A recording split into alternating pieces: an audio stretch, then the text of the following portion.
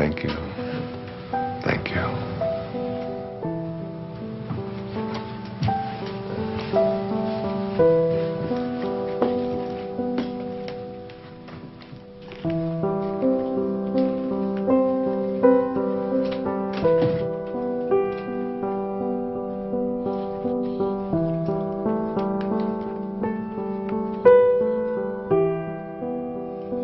Thoroughly unprepared, we take the step into the afternoon of life.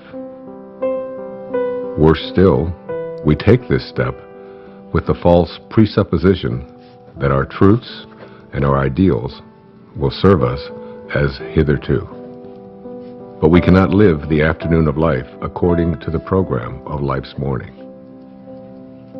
For what was great in the morning will be little at evening. And what in the morning was true, at evening will have become a lie.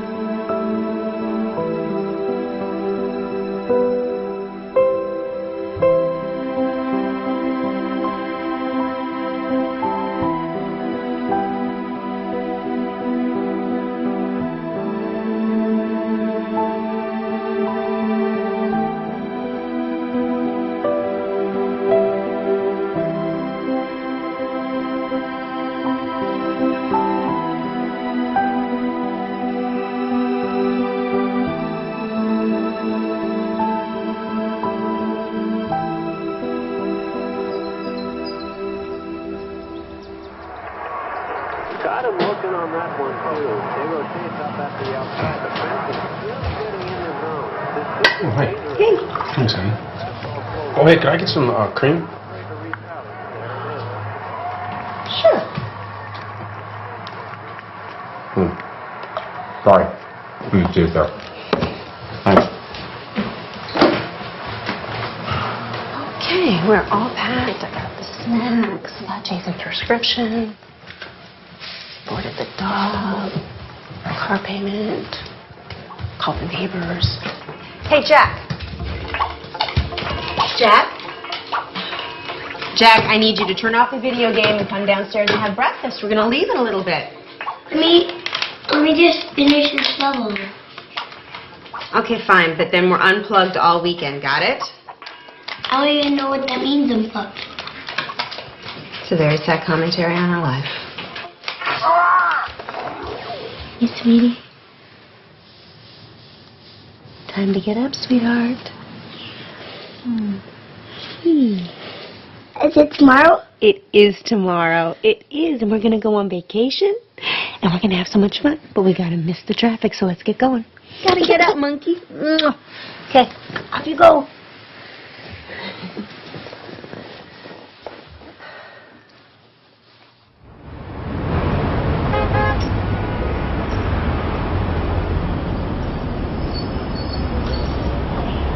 You're overreacting, Larry. I don't know what they can do. They can do a lot of damage to your image, Chad. Now listen, you have a brand to protect. More development can't afford lawsuits from environmental groups. This just isn't the right climate for that kind of stuff. What are you suggesting? I suggest you decide on some sort of compromise, or we'll be tied up in court, and you won't be able to start this project at all. You know, why didn't this come up when we did the impact report? I mean, for God's sake, we're talking about a tree. No, it's more than a tree. Chad, your pre-sales are already dropping, and now you're giving off the appearance of being insensitive. I am insensitive. It's a tree. You're paying me a lot of money for advice You know what, that you're not Larry, listening we'll to. talk about this later. No, wait a minute, Chad. You're charging me Chad, by the please, minute. I'm hold on. hanging up now. Don't act. What was that about? I'm 80% done with this subdivision. Why don't you just not build near the tree? Then I lose money and you don't get your bonus. I'm not reconfiguring an entire section of it because of a tree. Never mind then. Have you made a decision about the board meeting this weekend in Monterey? Wait, what is this about? The House of Hope and Promise. Next time someone asks me to be on one of these boards, shoot me. Hugh Johnson is on it, remember? I went to great lengths to get them to ask you to be on it. Yeah.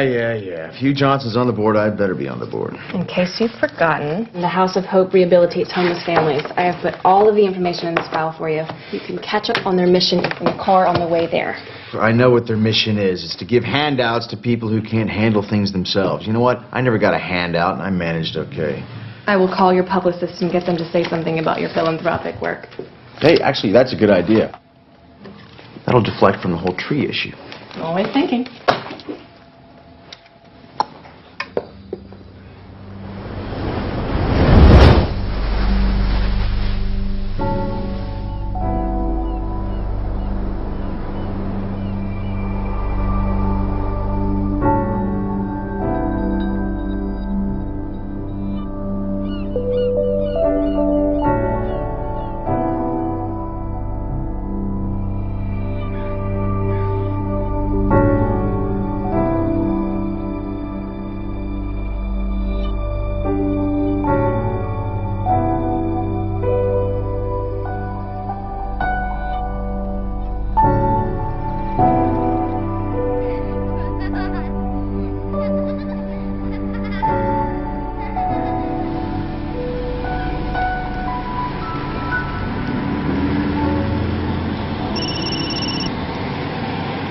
And I need to find where the director's cottage is, so.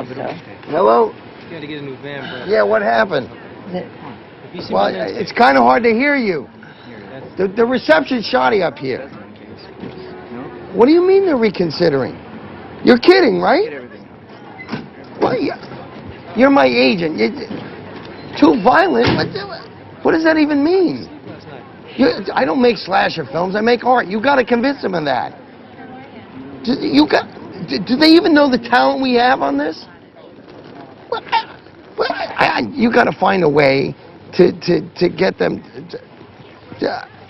Look, he shook my hand. He looked me right in the eye, and he said, "This is a go project. I want to do your film." Yes, because if the money doesn't come through, I'll have to scramble to get another investor. I thought this was a sure thing. Excuse me, coming through. You want to make me happy? Get the money from my film. That would make me happy. I gotta go. I'm on the Wayne Dyer thing. Hey, bye. Wow, damn. Is there anything we could do? You got about $5 million? If I did, would I be here? Then I don't think you can help me. Cheer up, David. It's a quick job. It's quick. It's quick and fun. It's 6:30 in the morning, Sarah. It's not going to be fun. It's just a job. Nothing artsy. We'll get them their footage, and then we're out of here.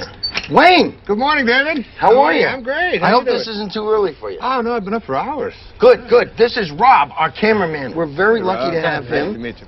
Ron does sound. Hey, Ron, nice to meet you, my And friend. this is Sarah, my Sarah. production coordinator. Sarah. She's Pleasure. very resourceful. Great. If you need anything, just ask her. Got it. So if you're amenable, I thought we'd head down to the social hall area and then set up down there. Let's do it. I'm ready. I've been ready for hours. Yeah. Oh, let's do Grab your cape. Let's go. it. Super.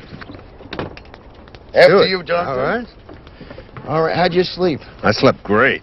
Oh, is there I'm anything? excited about this. Is there any expectation I should know about? I have no expectations. I'm totally in your hands. Whatever you want to do, I feel Okay. sorry for you, Dr. Dyer. You're sorry you said that. I'm just going to blot you a little bit there. You got a little shine. Okay. You can't go wrong at this place. Isn't that beautiful? It is gorgeous here. I'm sort of allergic to nature myself. Oh, I just love it. I'm so thrilled to be here. He looks good. He went less trees, more trees. How's that looking? Sure, that's fine. Do you know anything about the history of this place? Have you looked into it? Not really. We just go where they send us, you know. The guy who runs this is a fascinating guy. He was telling me about the history of it. Now, I can't hear him. Really a magical place. It's Can you say that again? I'm sorry. It's a magical place. I got him. Back in 1913, Julia Morgan, she was an architect, Oh, right. and she designed this entire place. They set it up as a conference center for the Western Division of the YWCA, and they would hold all of their meetings here. And the name of the place, it's called a Silomar. You know, who knows what a Silomar is? And I was asking him, he said, well, a silo or a silio means refuge, and mar means sea. If we're good, we can start. That's interesting. Hear that, David? I heard it, yeah. This is a refuge by the sea, and it's just stunning. It's just so beautiful. I'm so That's excited great. to be here. Wayne, just so you know, tomorrow and the next day we'll just ask you questions and you go ahead and answer, and then we'll move locations and do more of the same. And I'll also be shooting some B-roll over the next couple of days. What to get? B-roll? B-roll, like walk The and bees, talk you and shooting the exercise. bees that are Yeah. Listen, it's your vision. I'm open to anything. Whatever you see, I'm happy to go along with it. Well, I'm more of a technician on this one. Really? Well, you know what? You might find yourself learning something. Maybe. Well, I'm open to it. Great. Let's go ahead and roll camera. We're speeding. Sounds good. All right, Sarah, would you be kind enough to slate it? I would love to. You're going to slate me? I'm going to slate you. All right. Dr. Dyer, interview 1. Okay, Wayne, you came up here to write your latest book. Can you tell us a little bit about what you came up to write about? Yeah, I'd be happy to.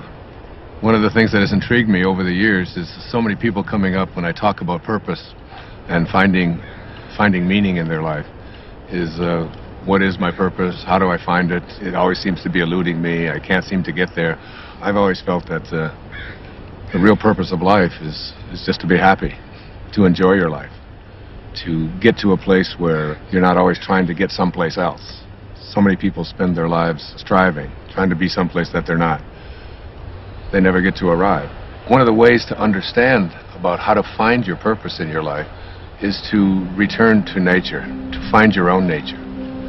I wrote a book a few years back called Change Your Thoughts, Change Your Life, which was based upon the ancient teachings of Lao Tzu in a book called the Tao Te Ching. Lao Tzu reminds us that all being originates in non-being. Jesus put it this way in the New Testament, it's the spirit that gives life. That you didn't really come from your parents.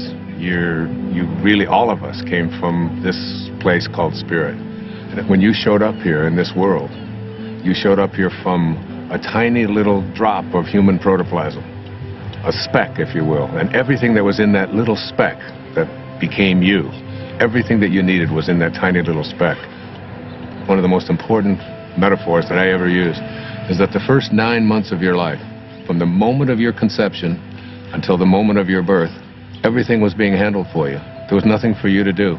You don't get consumed with the color your eyes are going to be or what your body is going to look like. It's all taken care of for you. You just surrender. I call it a future pull.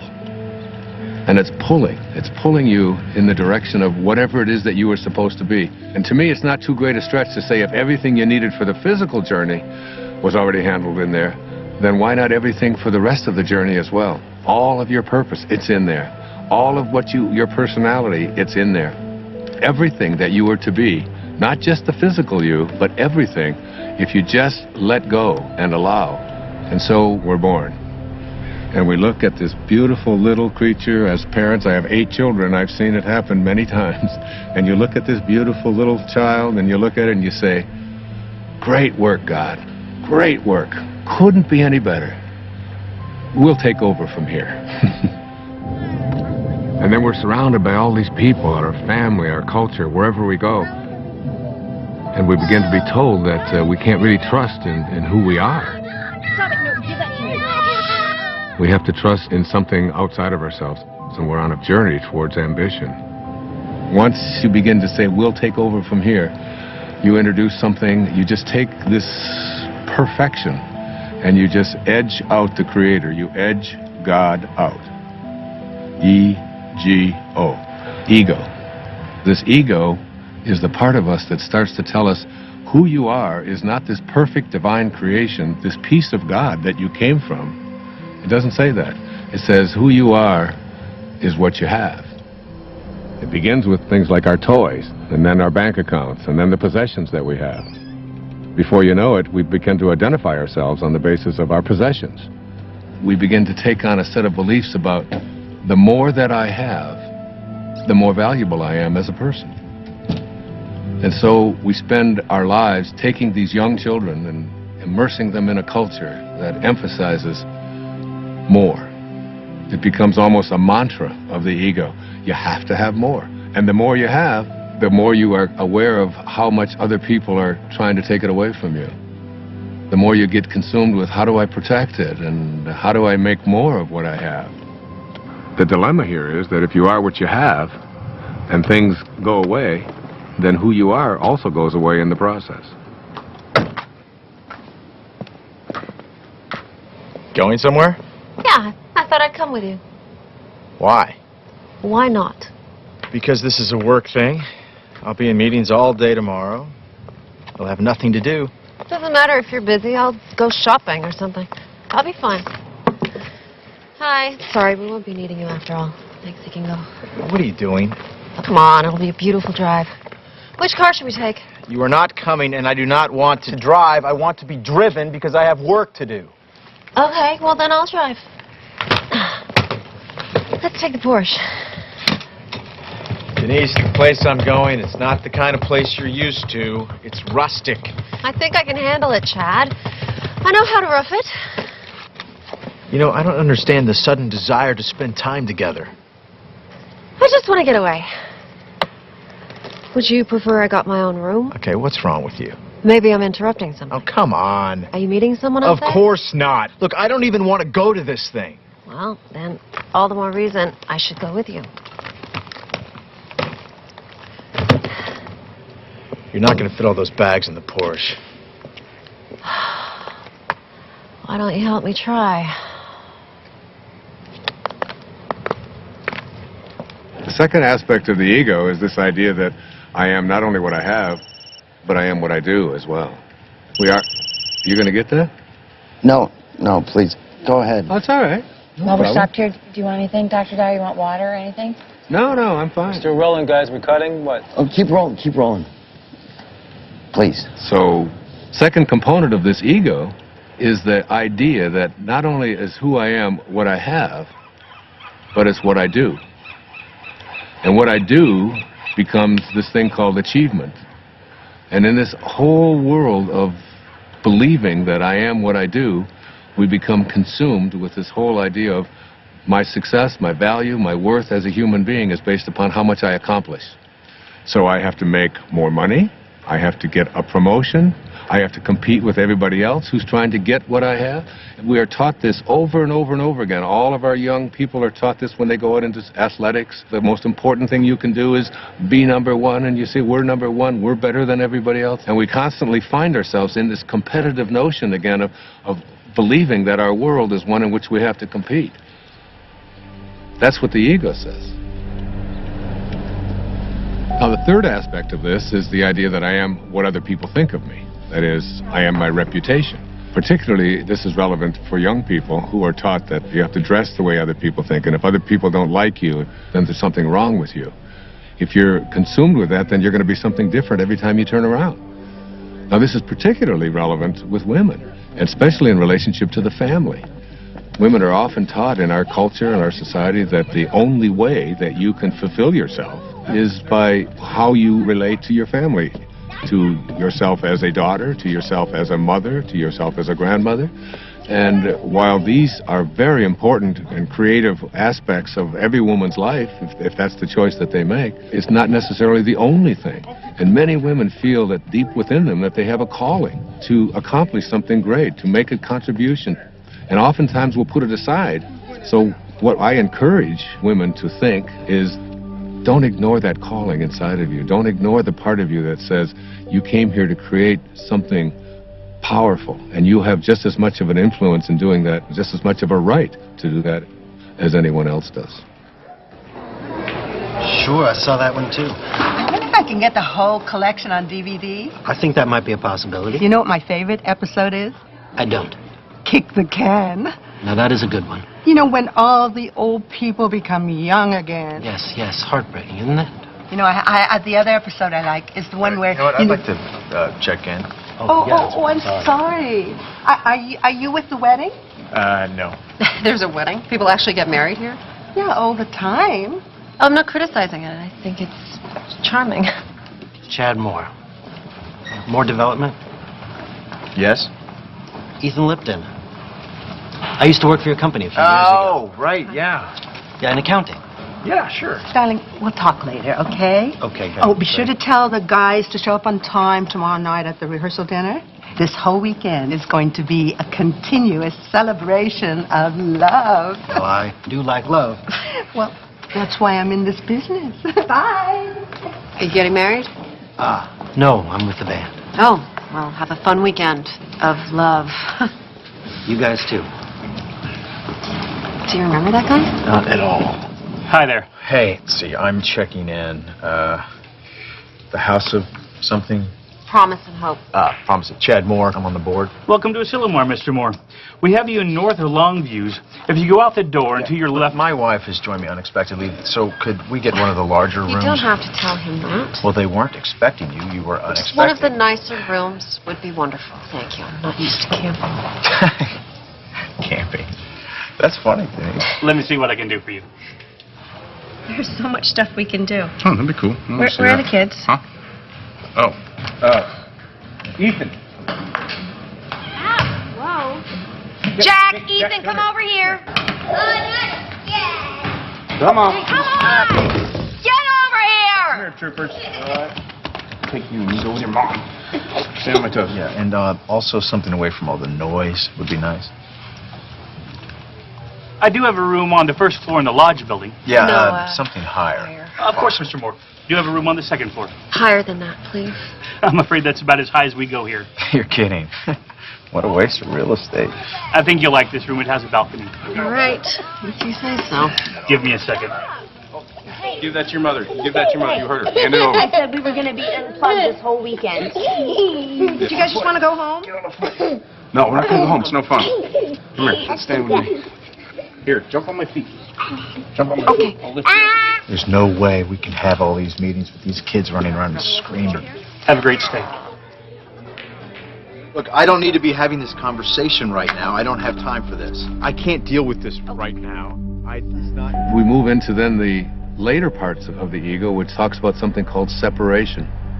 And the ego has a very strong belief system that who I am is separate from everybody else.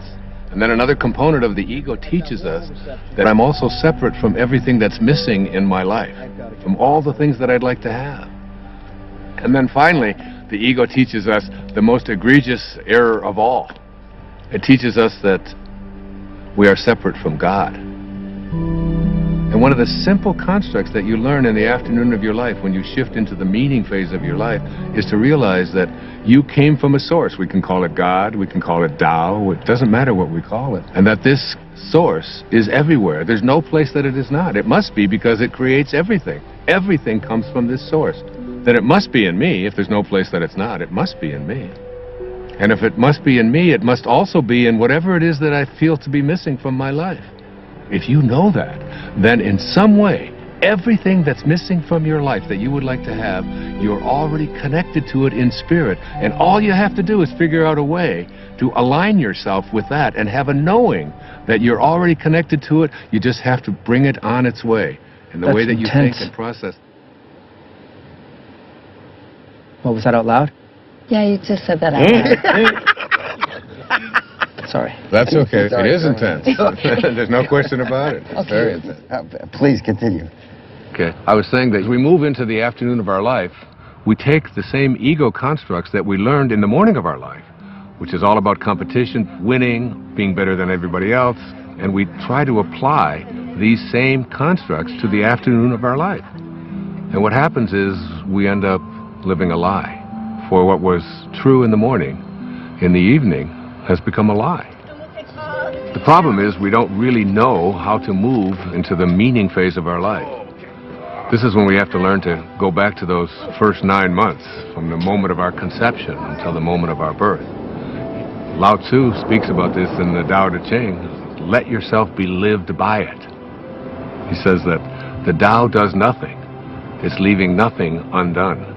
This is where we have to get to a place where we can surrender and have a knowing that we're not alone, and that we're going to be guided, and that we have a nature, and that we can trust in this nature. It's not something that we have to always be struggling with. It's not something we have to be in charge of. Literally, think about it. Let yourself be lived by it rather than you taking over. But as we move into the meaning phase of our life, what's happening is we begin to think about fulfilling a dharma, fulfilling a destiny, fulfilling something inside of us, a calling that only we can feel inside of us. No one else can tell you what that is. But if you feel it and you know it, winning and being ahead of other people takes a back seat to feeling fulfilled and living your life on purpose.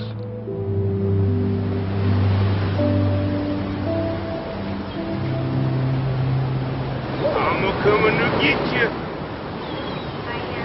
No, Ethan, don't throw sand. Look it up.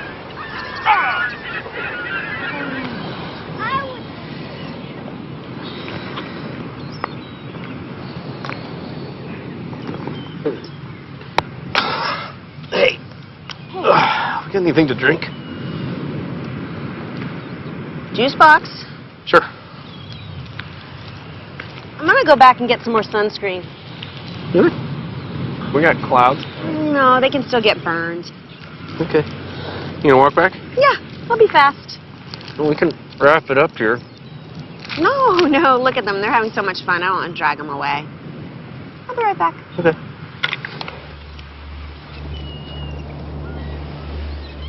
You got some great stuff. Well, I think it was a good start. I think it really was. I think you're going to see this thing come together in some unexpected ways. You're going to be surprised. You really are. Directors don't like surprises. Well, you're in for some. Great. I'll see you in the morning. I look forward to it. Thanks for everything. It was great. Thank you. Thank you, guys. Thanks for everything. Yeah. Thank you. You're welcome. got See you your later. knife? Yep. Okay. See you tomorrow. Thank you.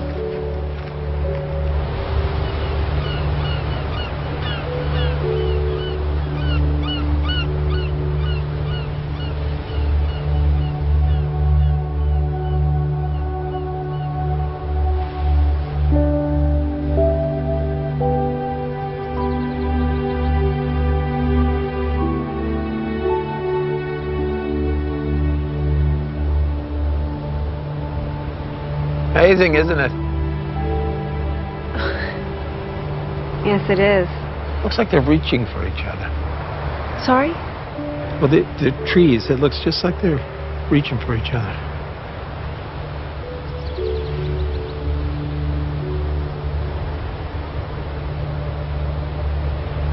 Yeah, you're right. It does. The whole place. It's like a different painting every day. You know, you're very fortunate to work here. I know. Hey. You want a lollipop? Excuse me? It's root beer. You like root beer? Actually, I do. It's root beer, but with a little bit of licorice. Thank you.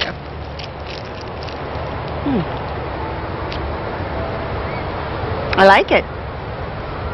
I like everything about this place. Like what? What do you like about it? I don't know,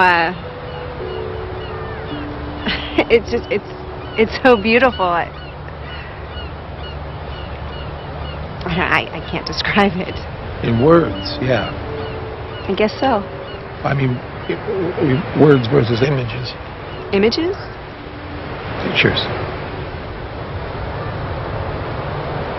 No, don't do that either. I used to. When I was in college, I used to drive down to the beach and I'd sketch for hours. Oh well, doesn't matter anyway. Oh well.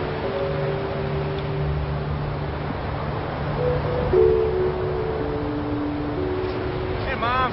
Where you been? What? We got cold. You eating a lollipop? I am. You got any candy for the kids? No, I'm sorry. Oh, that's all right. Let's go back. Come on, buddy. Let's go. Yeah. All right. It's okay. Here. I don't get it, to be honest with you. That really doesn't surprise any of us, David. Seriously, if I didn't have ambition, nothing would get done. Is that supposed to be a comment about us? Have a napkin, please. You know what I mean. Like we're supposed to sit around and wait for things to happen to us magically. There's nothing wrong with a little magic in life. I can't trust magic. What I can trust is my own will to get things done. That's my main problem with what Dr. Dyer's saying. Okay, he's right there. You want to keep it down? He didn't hear me. Dr. Dyer, you want to come hi. join us? Sure, I'd love to. How you guys doing? Great. Good. Chicken's great. Good. So, Dr. Dyer. Yes. We were all just discussing Right. the first interview and all those things you said. And basically, David thinks that it's all BS. What? David? Yes, really? I don't think all of it is. I mean, I'm entitled to my own opinion, right? Absolutely. You are entitled to your opinion, and I respect it. And you know, David, you don't have to get this all at once. You know, just get a little bit at a time. That's all it takes. You know, you just start practicing it. Eventually, it becomes a way of life, and you start living from a different perspective. I'm not really a spiritual person. I'm too busy. Yeah, spirituality is kind of like a luxury. That is true. I find it hard to find time to meditate. Let me ask you this. Do you think that you're an inspired person? Do you live an inspired life? Do you feel inspired? I have no idea. Really? Well, let's take an example. Let's supposing I had an apple pie that we had just made, and out of this apple pie we take one slice. We take the rest of the pie, put it over here, and I take this slice and I give it to someone. Let's say I gave it to you, Ron, and I say, Ron, what is this? That's an apple pie. How do you know that? How do you know it's an apple pie? Because it came from an apple pie. So, well, you laugh, but I mean, the truth is that's a very profound statement that you just made, that everything in the universe must be like what it came from. You take an acorn and you'll never get a rose bush out of it. You look at yourself and you ask yourself the question, where did I come from? Who am I and what am I like? You know, instead of making our choices out of the place that we really are, our authentic self, we're making them out of the ego. And every time we make choices out of the ego, all kinds of things begin to happen to us that take us away from finding meaning in our lives. How do you know if you're making a choice from your higher self? You gauge everything on the basis of how you feel. Are you stressed out? Are you anxious? Are you fearful? Are you angry? Do you feel good about yourself? Do you feel like you're on purpose? Do you feel like your life has any meaning? When you're operating out of the only part of yourself that is authentic, bliss is your response. But what about the upside of ambition? I mean, I'm a filmmaker, and if I didn't, doesn't ego serve me? I mean, if I was going with the flow, I'd never get a movie made. That's a conclusion that you come to because you think out of the ego. You know, the fact is that you might even be able to make much greater films if you came out of a higher place. Imagine yourself as being able to live and work and do everything that you do from this place that, well, it's called Dharma. What's Dharma? Dharma is a spiritual principle that implies there is a purpose to our lives. Like an otter has a dharma, a bird has a dharma. Everything has a purpose. And when you find yourself living from that purpose, you have found your dharma. Your dharma is something that you will be living by. And rather than constantly using the ego, you will begin to say, this is what I'm here for. It's like, I call it a calling. It's like an inner calling. How do you know what your dharma is? Like, what if you can't even find your dharma? Yeah, I can't even find a date, let alone my dharma. Well, your dharma isn't anything you're ever going to find. Your dharma is something that you're always connected to. It is your divine purpose. It is something that you are aligned with throughout your entire life. The ego has kept us away from it. Excuse me, I have to take this. This is what I'm talking about. I'm sorry to interrupt. How does this help me find a date exactly? You don't need to find a date. If you live what I'm talking about, you'll understand that everything will be perfect and everyone that comes into your life will come in on time perfectly. You're a divine creation of God. You're a spiritual being. You don't need anyone else to confirm that.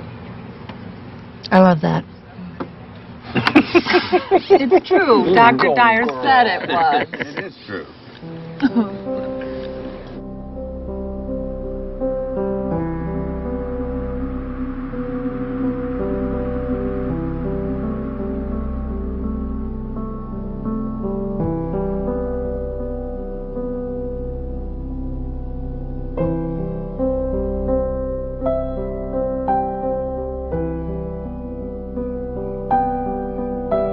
You know, I don't want you to think that I don't appreciate what you're saying. I do. Not that you would necessarily be concerned with what I'm saying, because that's the ego telling you what to think, right? So you were listening? Yeah, I'm listening. I just think it's good to have a plan. Well, what's your plan? To be a successful filmmaker, to make a name for myself, to make money, to have a good relationship. So you're talking here about prosperity, you're talking about abundance, you're talking about happiness. I haven't any problem with that. I've been attracting abundance and prosperity into my life forever. I think it's actually quite easy to do. I really believe in that. For you? Well, you know, the problem what you're talking about here is the ego.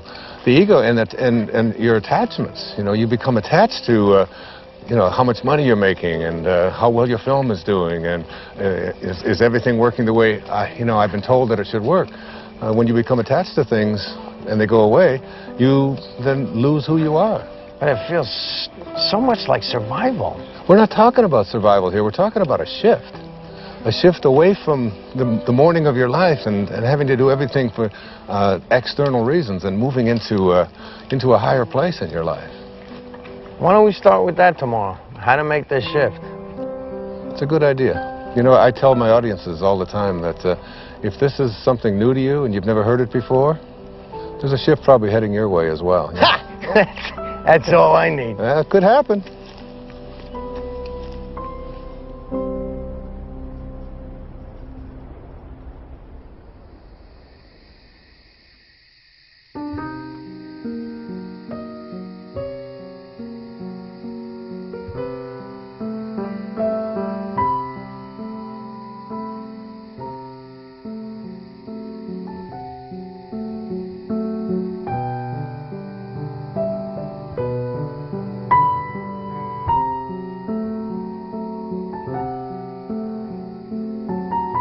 When great thinkers talk about union with God, there's this theme that comes through. It's about being in silence. When everyone else is asleep and there are no distractions, when you feel yourself alone with Source. This is the time when you are closest to Source. Being alone with Source is not just about feeling good, it's about a new awareness of my own divinity and what it's capable of achieving.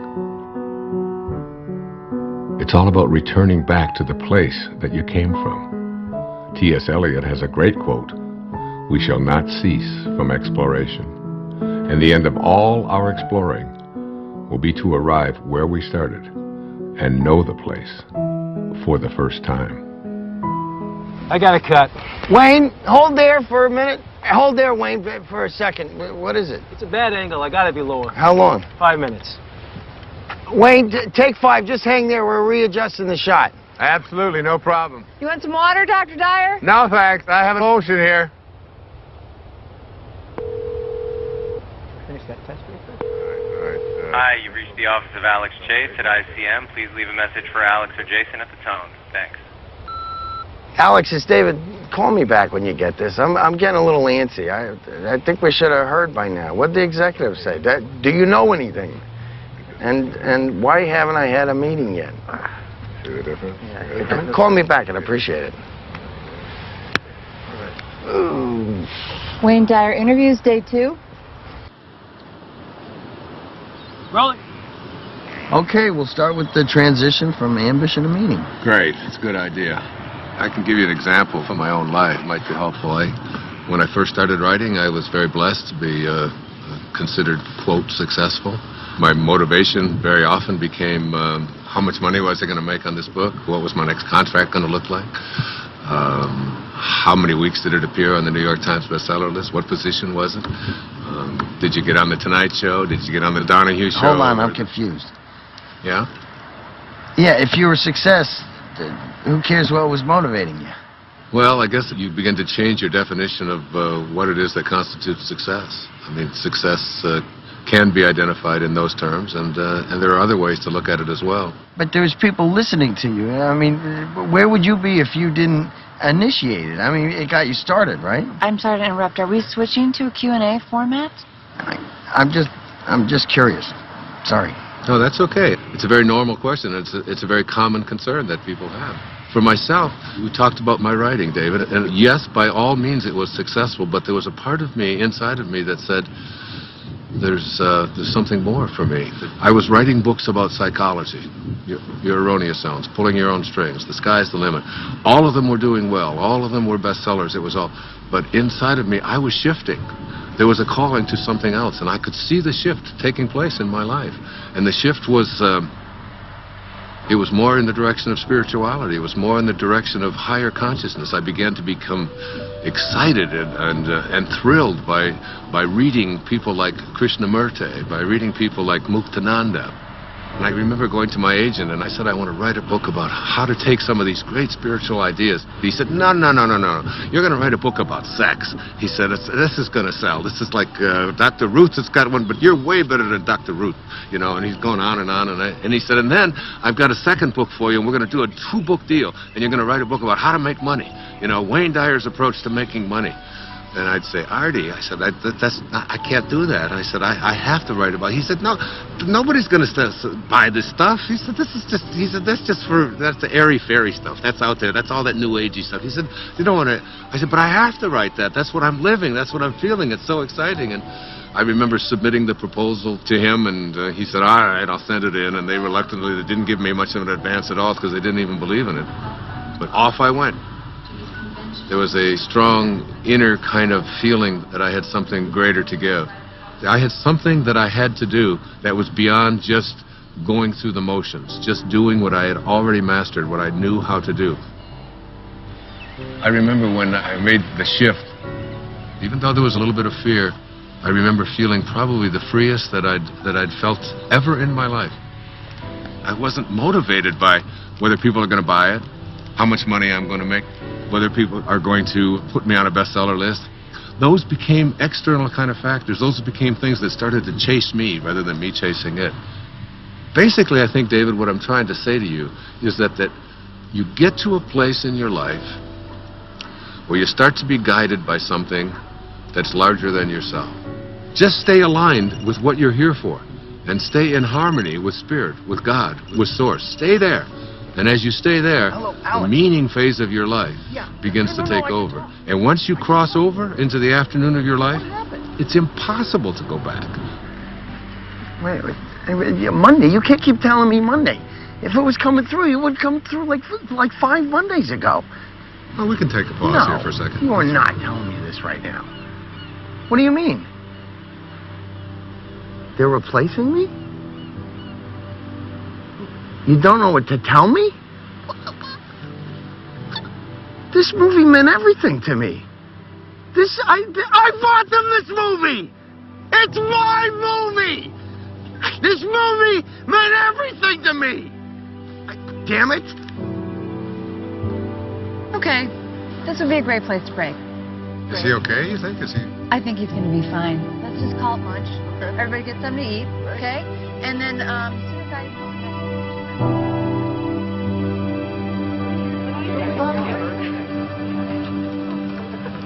Lunch is 1/2 hour. If anybody is interested in the Marin County project, Hey, you up for a late game of golf? Oh, absolutely. Okay, I'll reserve it. Thanks.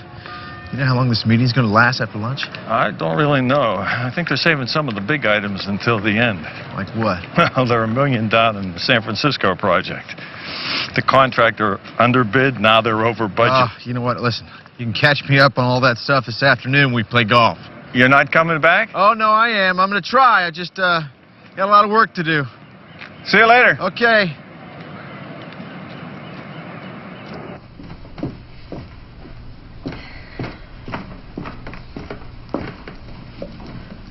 Good book?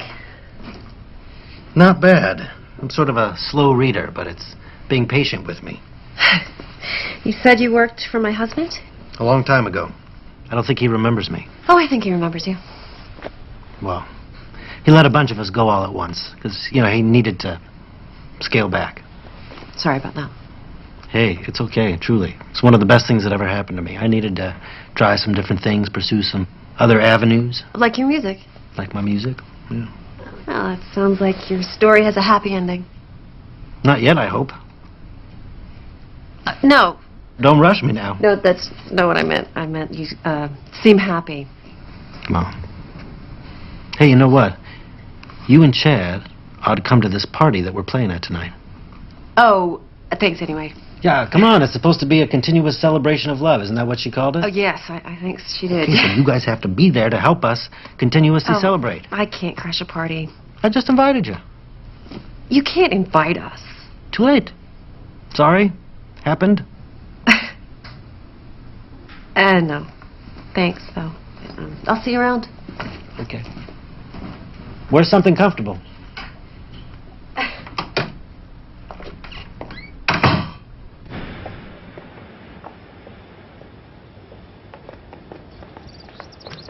Denise. Denise. Hey, slow down. Stop! Oh, hi. Why didn't you stop? I didn't see you there. Where are you going? I was going into town. I thought you were in meetings all day. I was. But, I'm bored. Yeah, well, if Hugh Johnson can do it, you can do it. No, I'm not cut out for this non-profit thing. So. Oh, Chad, you just gotta fake it. No, I'm coming with you. What? I said I'm coming into town with you. Honey, I love you, but I don't enjoy shopping with you. I need some me time. I thought we were supposed to spend time together. right? Look, Denise, I'm not kidding. I cannot take another meeting. I'm coming with you. Whatever.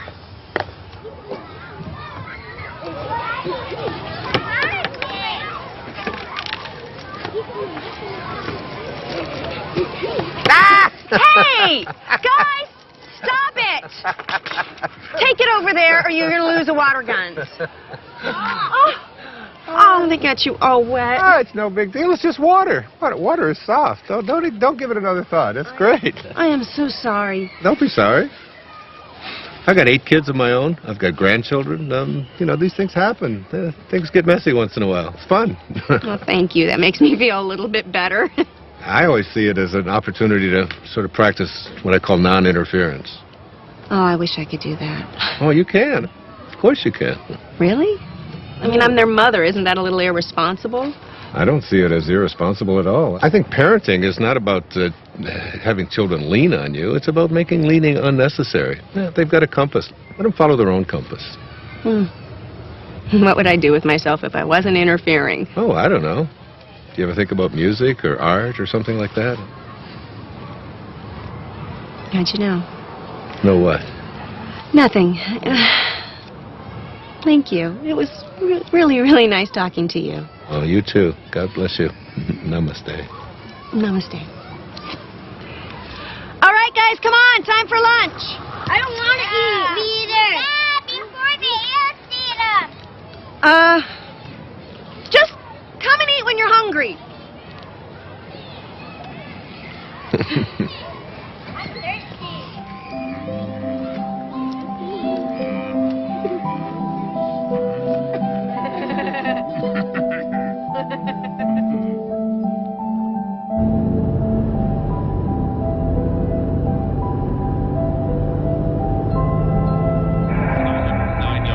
Touchdowns and only 5 interceptions. Now listen, Bob, the next Peyton Manning, you want to put 10 bucks on? And definitely had that signature moment during the game against the Bears. Yeah, but you know, he could crack many quarterbacks. On Tuesday, 5.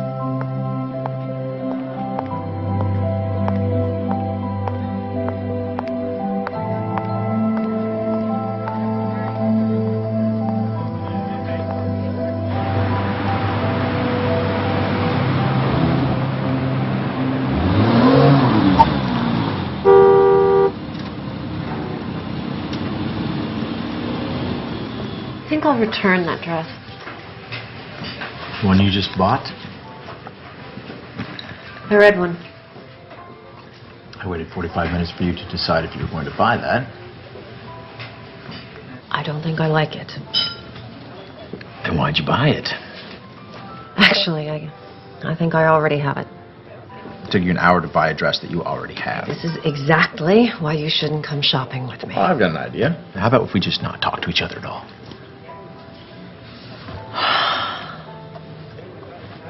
Jesus, Chad. I really should have come alone. I've got a lot on my mind. You've got a lot on your mind. What could you possibly have on your mind? All right. I wasn't going to tell you this until tonight, but...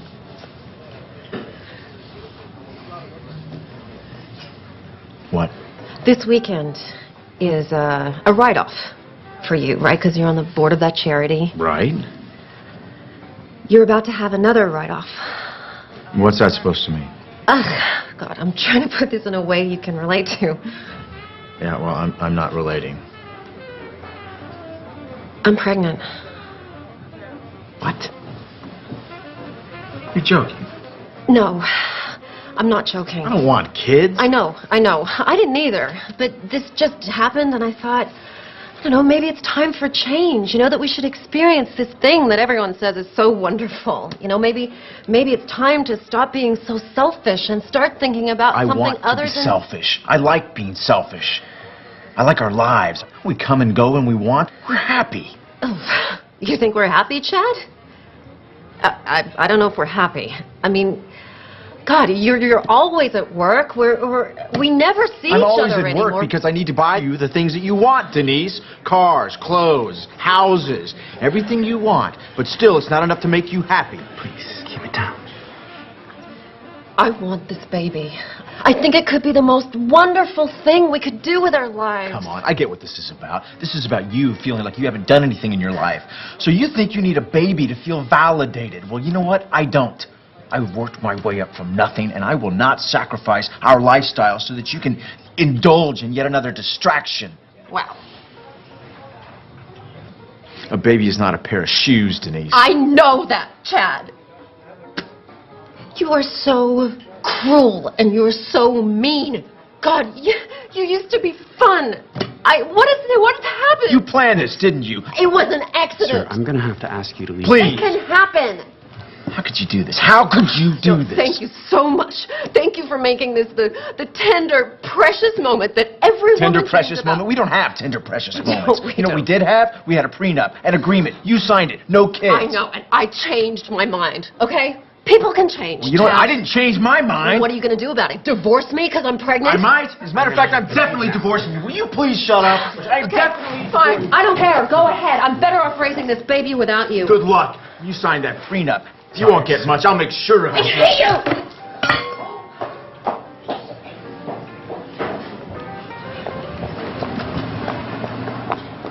Sir, I'm fine. I still need I'm you. fine.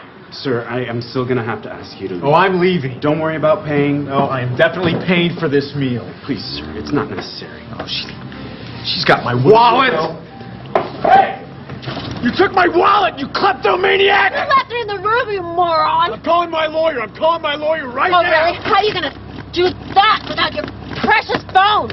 Hey, come back! Come back!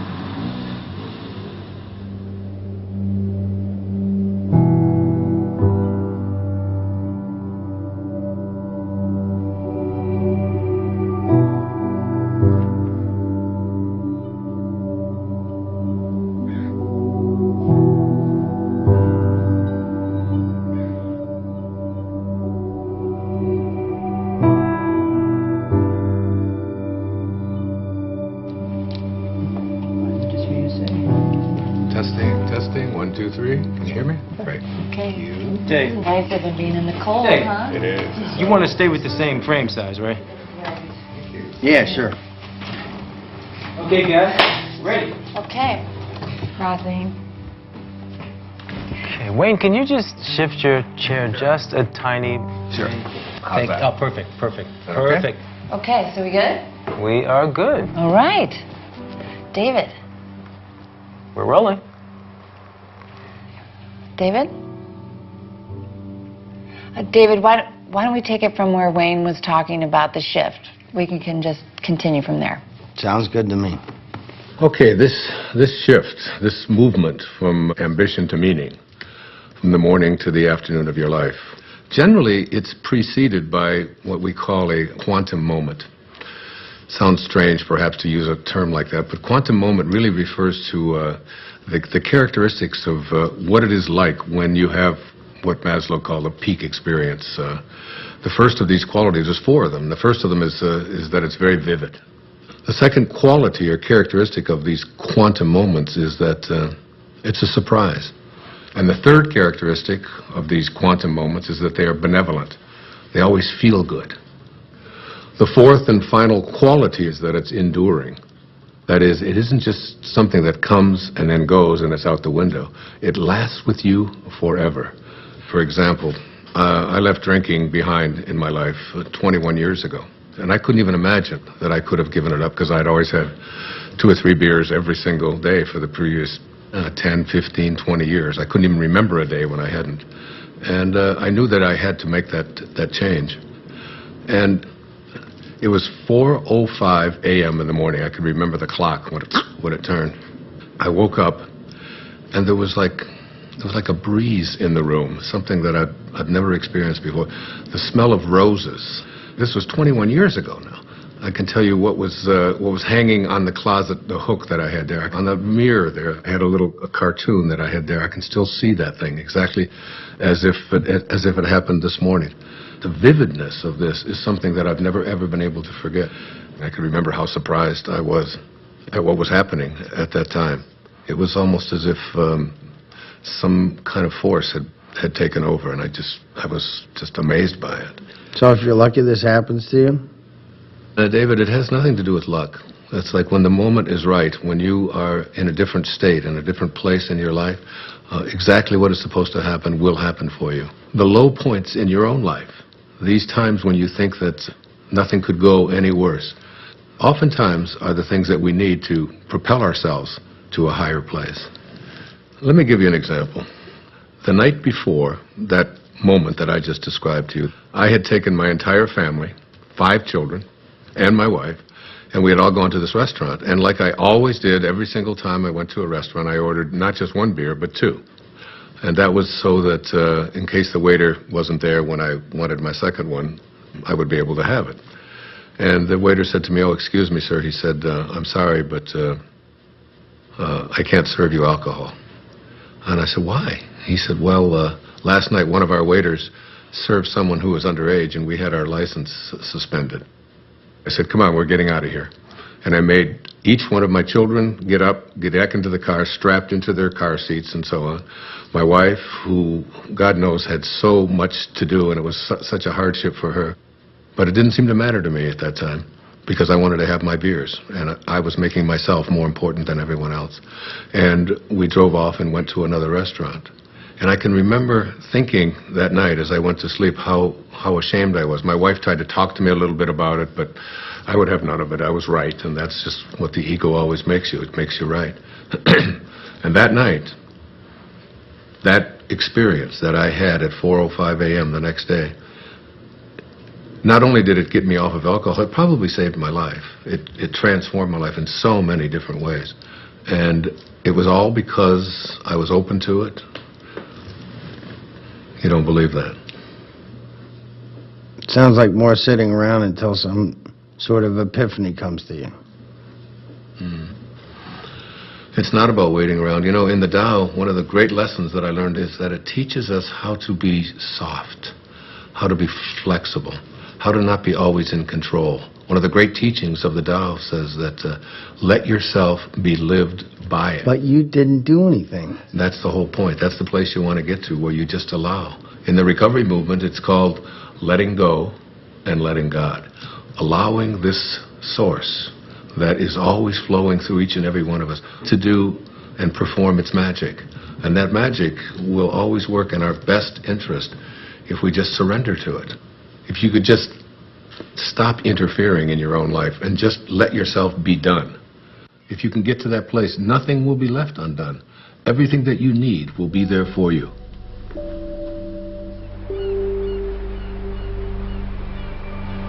It's mysterious for most of us because we believe that we're the ones who have to do everything. Isn't it interesting that you had everything you needed in the first 9 months? Why isn't that true for the next 90 years? Because we interfere. When I was 19 years old, I was in the United States Navy and as an enlisted man. And I was given my assignment to join the aircraft carrier, the USS Ranger.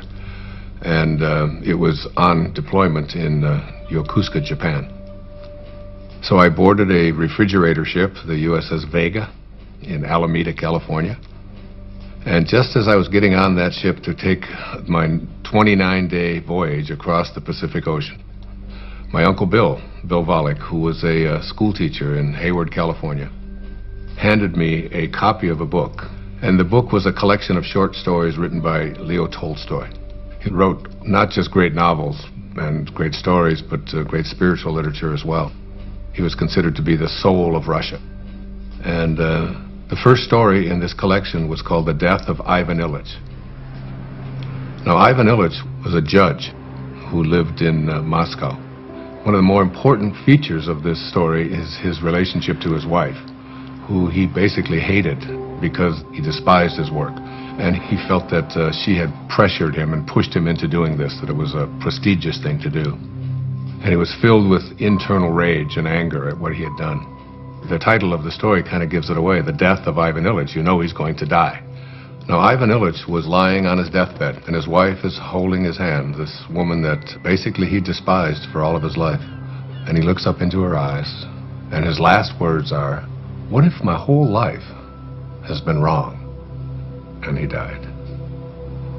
I was very shaken and very moved by that. And I took out a pad of paper and I wrote a note to myself. And I said, "Dear Wayne, don't die with your music still in you." And I've lived that for my entire life. When you die, you will return to that source, and you will be in that space of love. But the Tao says that you don't have to die to get there. You can die to the ego and live from that space of perfect love while you're here. That vivid, surprising, benevolent, enduring quality that defines the quantum moment that leads us into the shift is really an indication that you're returning back to the source. You're beginning to live from the Tao. It's reconnecting with the field of intention. In Greek, the word enthusiasm breaks down to entheos-iasm, which means the God within.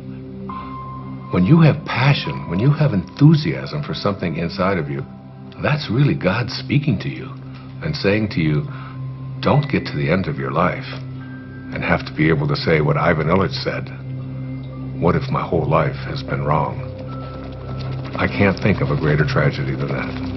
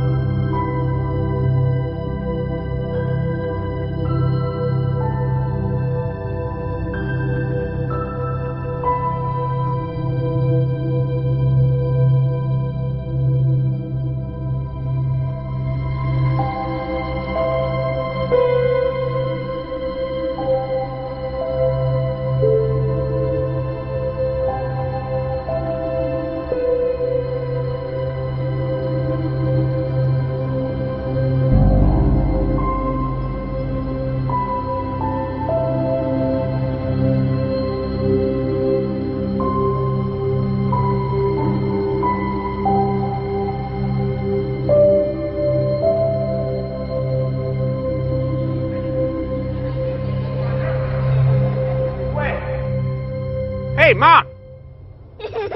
What is it? Eartha, Mom, where'd you go? I'm sorry. It's just... It's so beautiful. I was imagining how I'd paint these trees. You don't put paint on trees. Oh, no, honey. It's, like make a painting of it. You know, like you make a picture in school? Mom, you're not a painter. I haven't seen you paint anything. All right. Next one to that rock up there. Wait, go! Go! Let's go get him. Let's go get him. Go, wait, come on! What did he do? I'm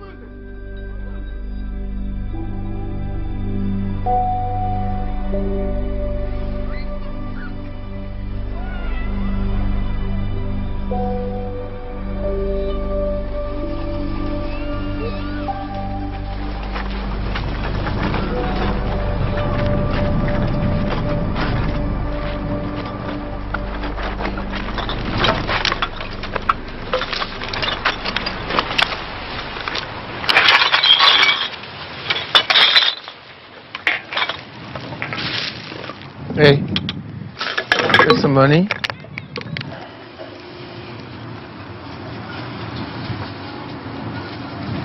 God bless you.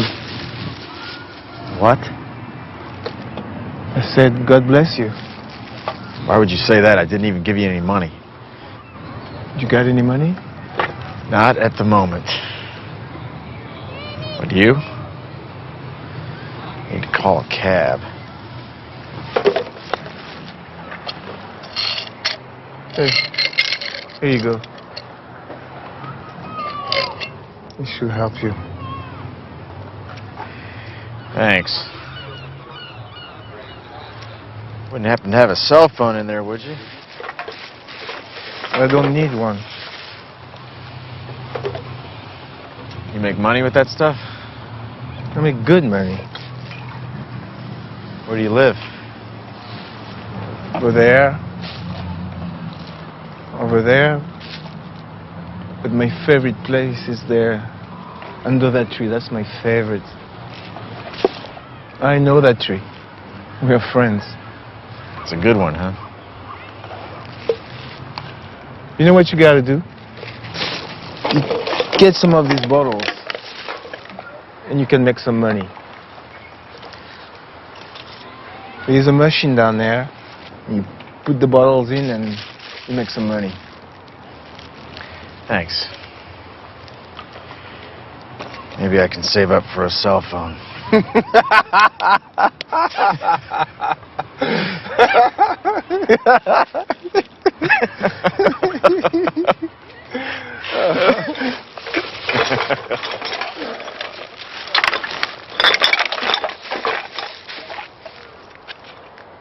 Hey. Do you have some money?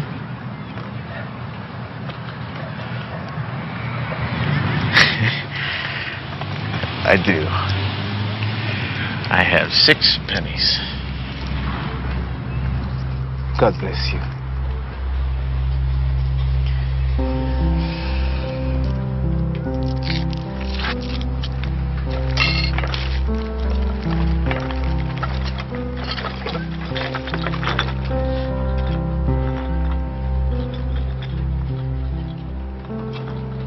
Synchronicities. It's like a collaboration with fate. All of that becomes the norm, and the ego is no longer the driving force in your life. You begin to recognize that there's a powerful organizing intelligence that's in all things, and it's working with you and for you, almost as if you're making it happen by just being connected to your source. The destiny that appeared to be imposed upon you by something outside of yourself is no longer the relevant driving force in your life. You're connected to the source, and it's almost as if this divine organizing intelligence, God, the Tao, whatever you want to call it, it's almost as if it's saying to you, you play the music that you came here to play, and I'll be there to help you overcome any struggle or any obstacle that comes along. And it's not going to be a struggle because Source is supporting you. Yes, hi. Could I get a cab, please, to Monterey Motors? Yes. Thank you. Thank you very much. Bye.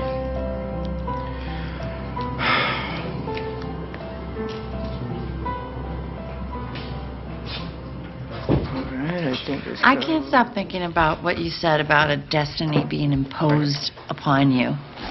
Well, you know, I think all of us, each and every one of us, have a knowing within us. You know, it's been said that when you trust in yourself, you're trusting in the very wisdom that created you.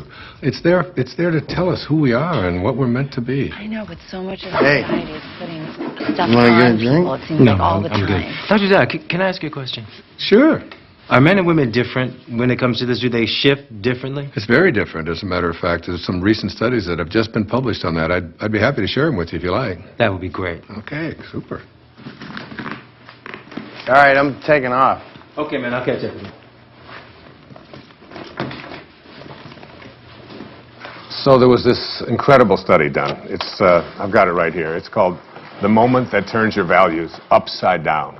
And there's 4 components to it. There's men and women before and after. Now, before one of these quantum moments, they were asked just to list the most important priorities of their life, from the most important to the least important. Now, for men, the very first and most important value that they had learned was wealth, the accumulation of money.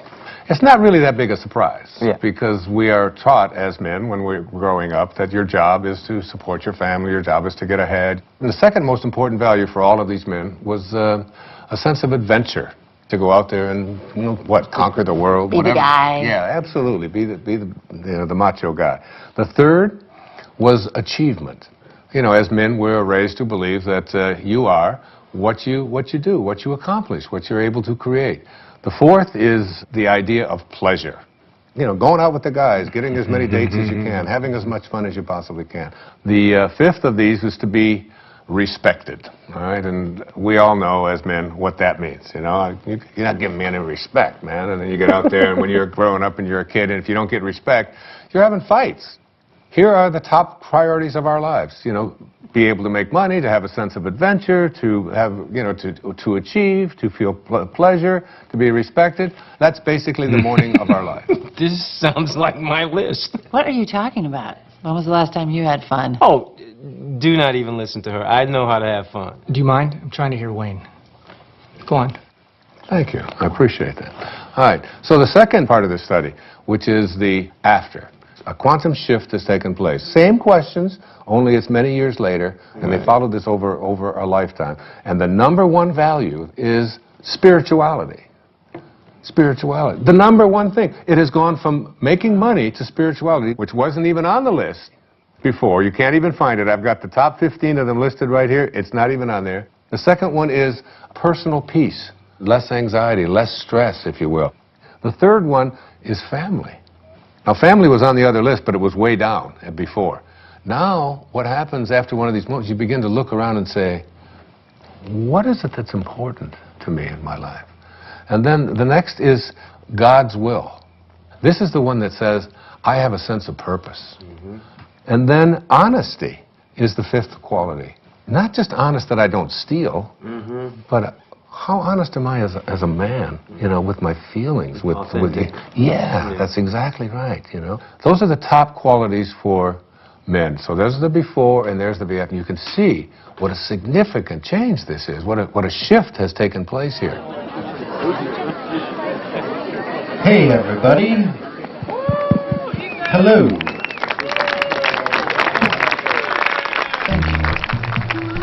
We are very glad to be here tonight. Steve and Lisa are dear old friends of mine, and so when they asked me about the prospect of our band playing at their wedding, I felt like I had no choice but to say, are you sure? Are you positive that's something you want to inflict upon your friends and family at your wedding day celebration? And Steve and Lisa assured me that that was exactly what they wanted to inflict upon their friends and family at their wedding day celebration. And so, here we are. You need a bossy man to love you, a bossy man to hold you close, a bossy man to dress and care for you, a bossy man to take control. You need a man with all the answers, a bossy man to run the show. The bossy man, he pays for everything. He never says, I do not know.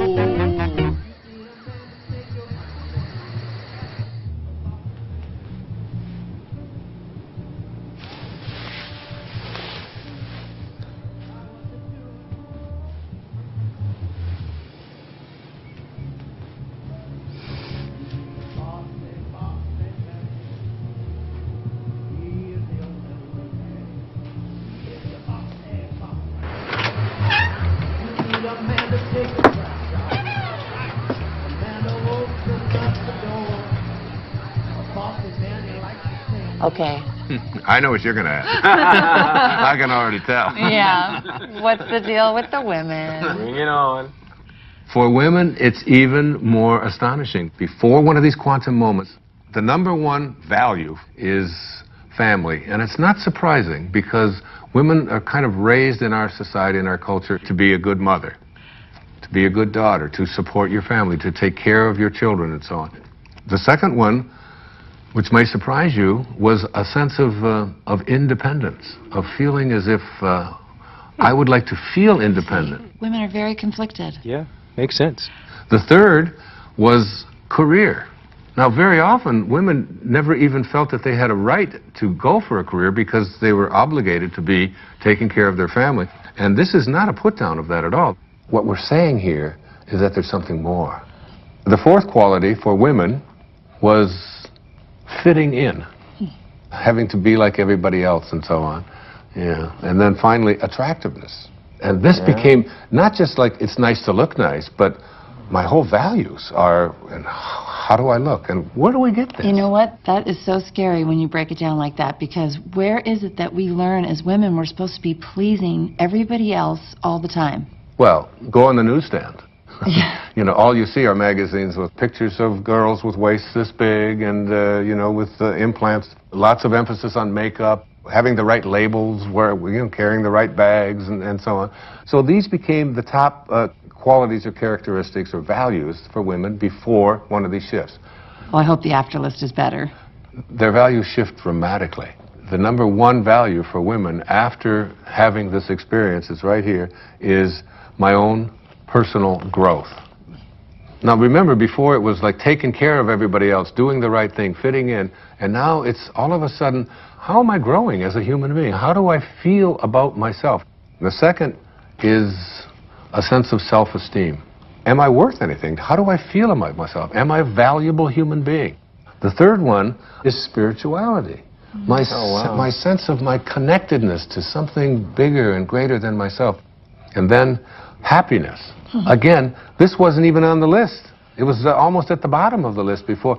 How often have women been raised to believe that their happiness isn't an important thing, that doing what they are supposed to do rather than feeling, you know, a sense of, I'm entitled to be happy. And then a very interesting one, it's called forgiveness. This became very important in their lives. Forgiveness. That's good, because then you can forgive all those people that gave you bad information about what you're supposed to be doing. Yeah, there's a whole lot of resentment that begins to take place in people. It's what so many people just go along with.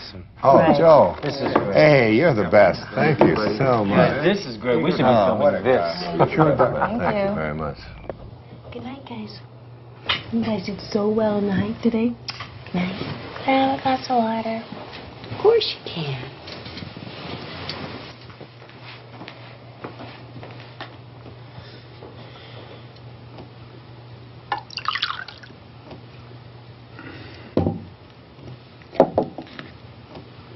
Jason, what's this? This paper and pencil wasn't here before. I don't know. No idea.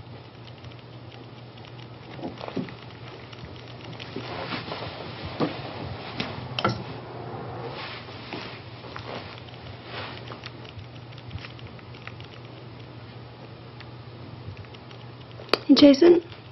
I think I'm going to take a shower. Okay.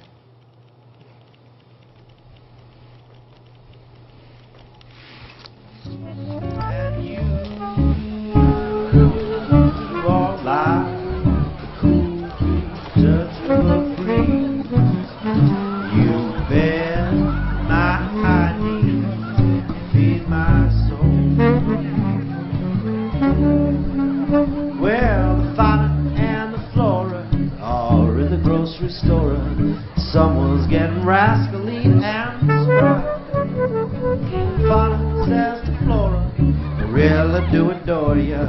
Flora says, I know, tell me why. You are like one hot spot in the sun after a long winter storm.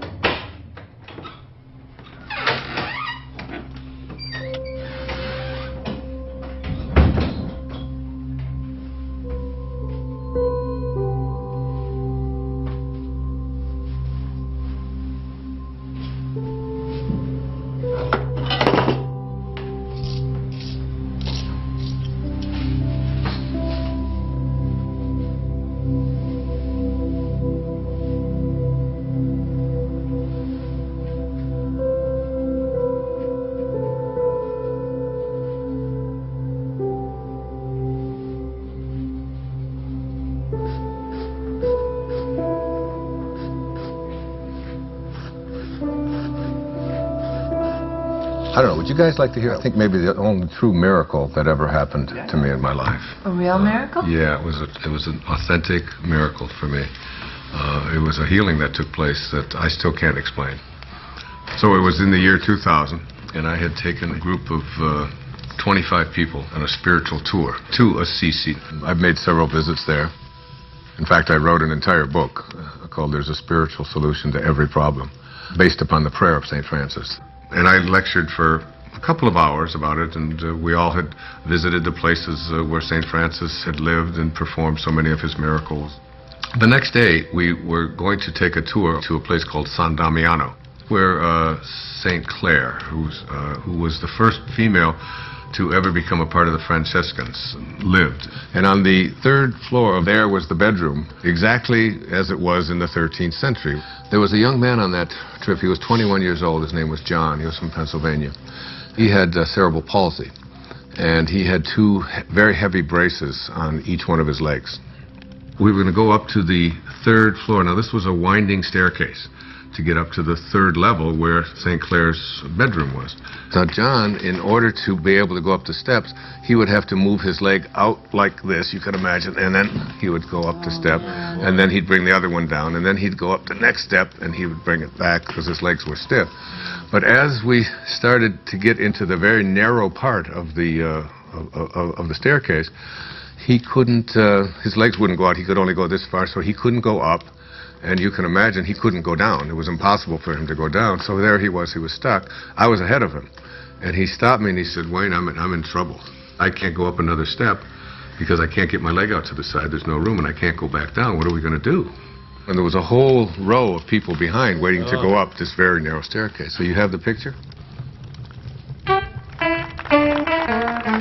Old people don't whisper, 'cause old people can't hear. We'll just talk louder and louder, year after year. Stop looking at me funny, get over here, and I'll whisper. Do you want to wine? Oh, no. No, yes. Old wills grow stronger, old backs grow stiff, old feet grow wider and longer, old dreamers drift. I'm drifting over your way.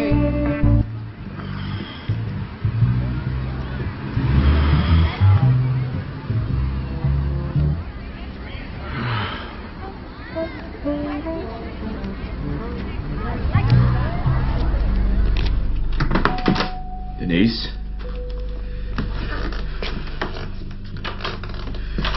Denise?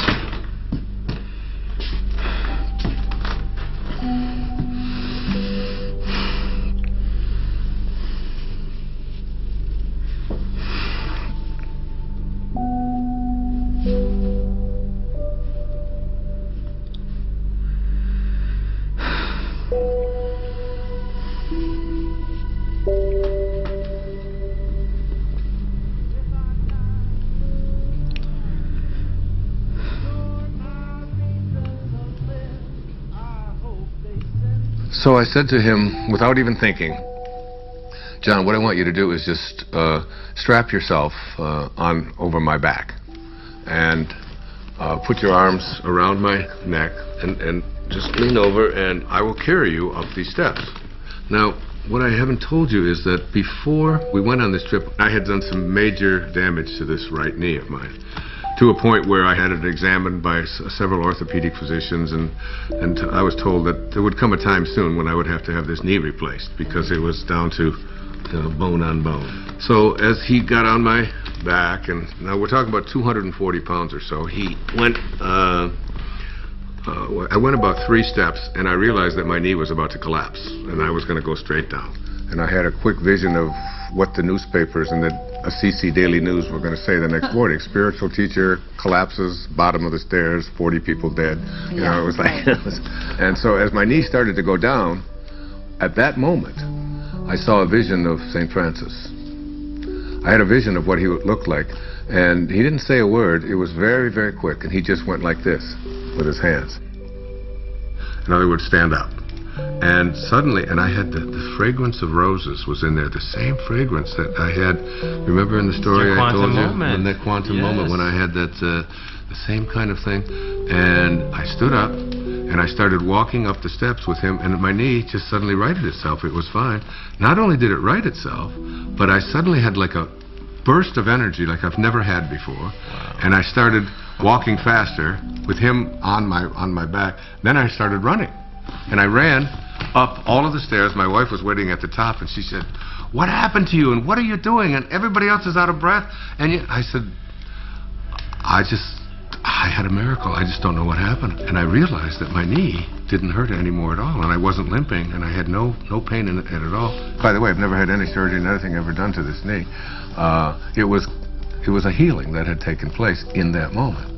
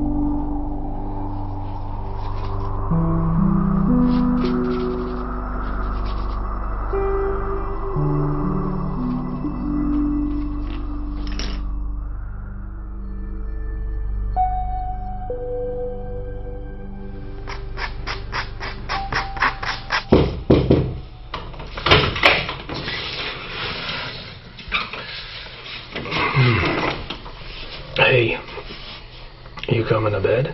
Yeah, I'll be there in a minute. What you been doing? Oh. I thought you were gonna take a shower. I did. And your clothes? I was going to, and then I got distracted. Huh. What you been doing? Nothing. Are you alright? What do you mean? Well, you just seemed a little checked out today.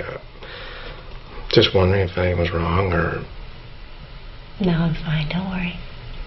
I'm a little worried. No. Can I look? Jason, no. Quinn, I just want to look at him. Jason.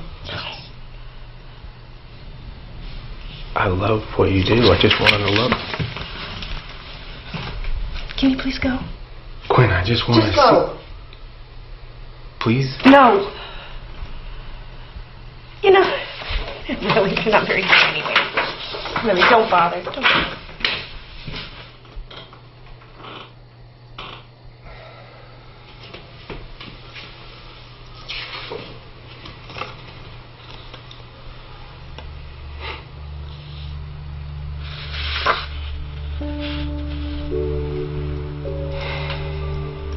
Later on, I started to talk about this miracle, but the thing that I did was, when people would ask me, why do you think it happened to you? I would always say, well, why not? I mean, I'm Wayne Dyer, after all. And I've written an entire book about him. And he's, I deserve a miracle. Yeah, and it was like, and I really believed that it was like a special sort of thing that came to me. That's what happens, you know, when you get your ego involved in it.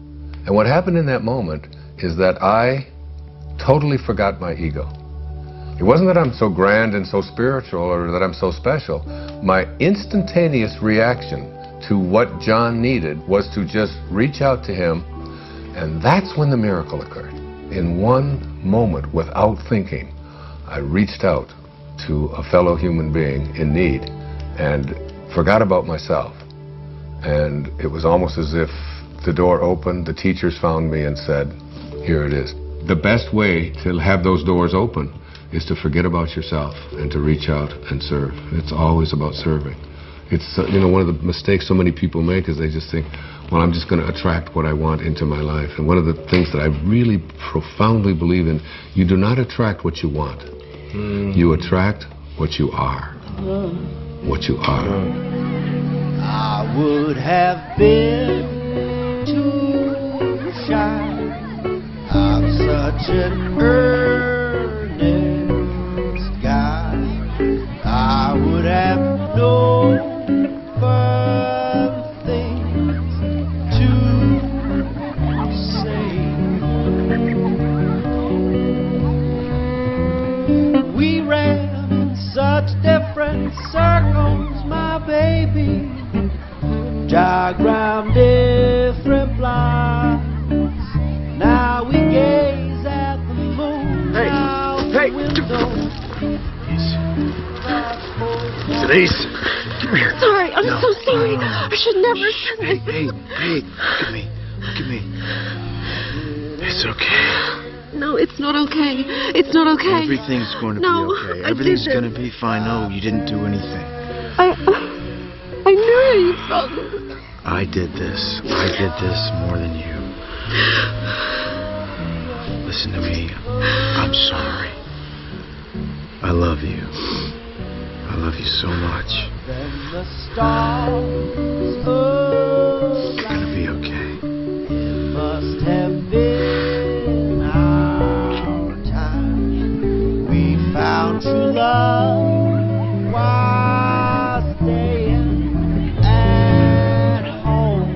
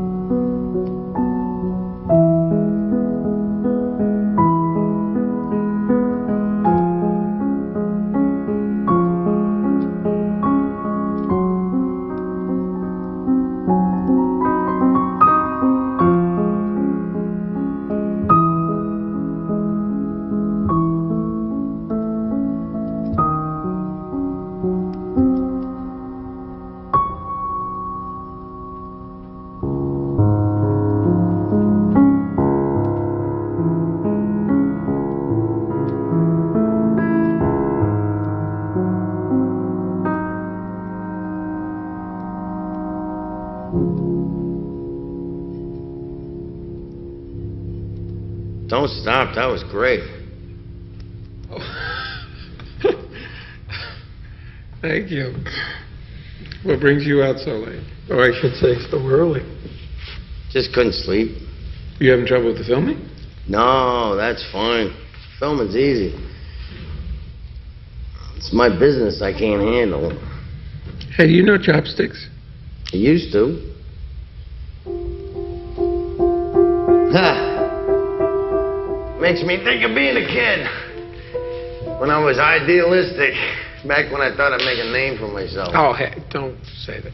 You have a name. More like a household name. More like Scorsese or Tarantino. Well, hang in there. Anything can happen. Why does it have to be so hard?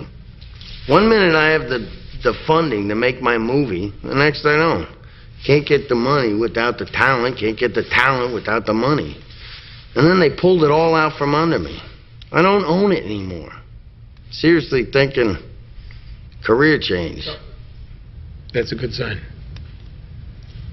What is? You're giving up. That's good. How do you figure? You can't force these things. Right. And again with the magic thing. What's the matter? What's that?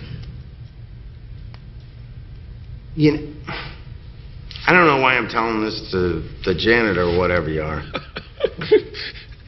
I do a lot of things around here. Believe me. play a damn good piano, though. You should think about doing that full time. Well, for a while I thought I would. Yeah, what happened? Well, I started playing when I was very young. I was a natural.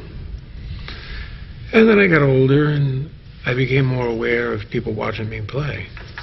And then I started to play more for them than for myself. And then I got very scared that I would disappoint them. So I did. Did what? I disappointed everybody. I would be very clever. I'd go to a recital and I would just play a couple wrong notes on purpose as a test to see if they would still love me the same way. And basically they didn't. It was a long time before I touched a piano, which is it's crazy when I think of how much I enjoy playing. Yeah, I was just thinking that. This would sit for years. I wouldn't touch it. I wouldn't even notice it. But you're a piano player. I don't get it. You don't get that? How could you ignore what's right in front of you? Busy doing other things. You should understand it. What? Wait, Yeah. hold that thought. You hear that? I don't hear anything. Listen. Listen.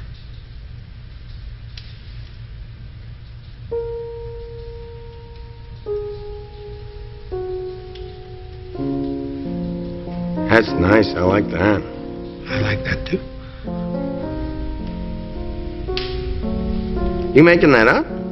Yeah. Well, no, sort of, yeah, mostly no. What? It's just something I could do. Make music, you mean? No, I can't. And you're a good faker. Yes, I'm just listening. Listening. I listen. And then I just play what I hear. I'm not making it up at all.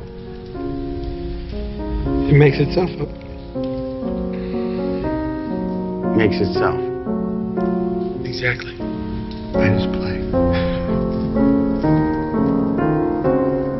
Sometimes all you gotta do is just show up, pay attention, and music happens. Your music happens.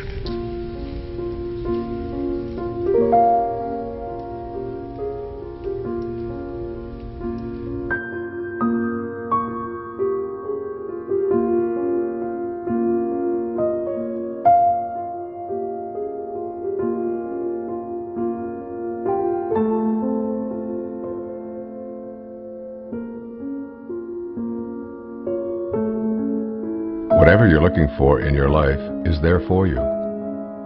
It will show up where and when it's needed. It's always in your mind. Whatever you need to complete this project, whatever you need to create, it's all there. You can prepare and then let go. It's an easy trusting that everything will happen perfectly.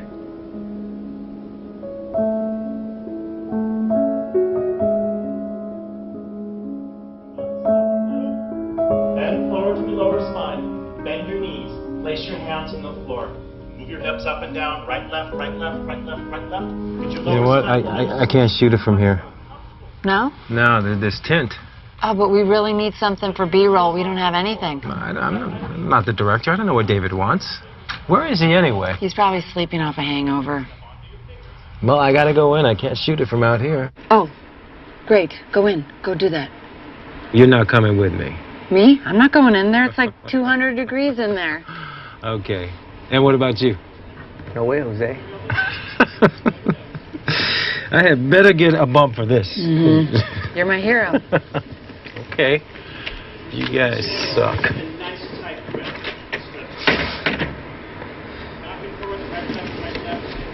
Hey, good morning. Good morning. I got up early. I was scouting locations. What? I found the most amazing spot overlooking the ocean. For what? For this? Yeah, for this. Really? It's a little bit of a hike, though. That's okay. We will indulge your creativity. You sound inspired, David. I am inspired. I'm making music, doing the down. What are you talking about? What is Rob doing in there alone? That's some crazy hot yoga torture. Yeah. I can't let him be in there by himself. Cover me, I'm going in. You're going in? Pick up your right foot in front of you. He's going in. I can't believe it. We live in a world in which all things are possible. There are no accidents. There's a divine organizing intelligence that supports all things.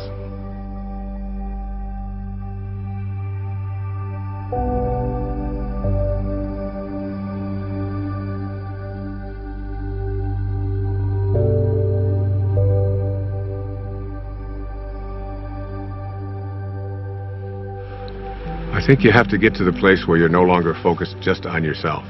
And the things that you really want for yourself, you begin to say, how can I want them more for someone else than I want them for me?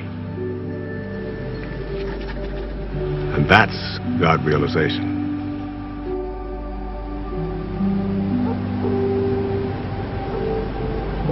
One of the things that happens when you move away from ego is that you move from a sense of entitlement to a sense of humility. You realize you're entitled to nothing. That's just the ego speaking.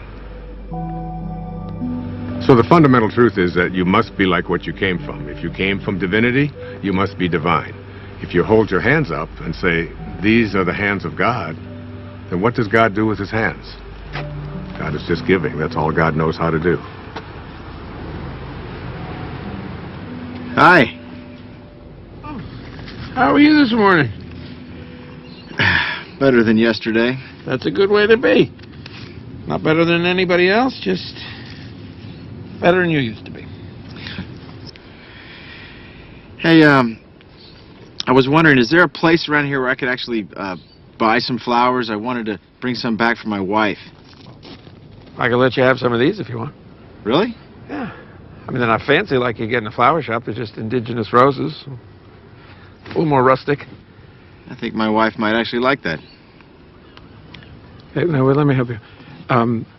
Cut just above the leafy part there, and above the leafy part, and try to do it on an angle. Hey, there you go. Good. Can you tell I've never done this before? Not much of a gardener? I usually pay people to do my gardening. People who actually know what they're doing, like you.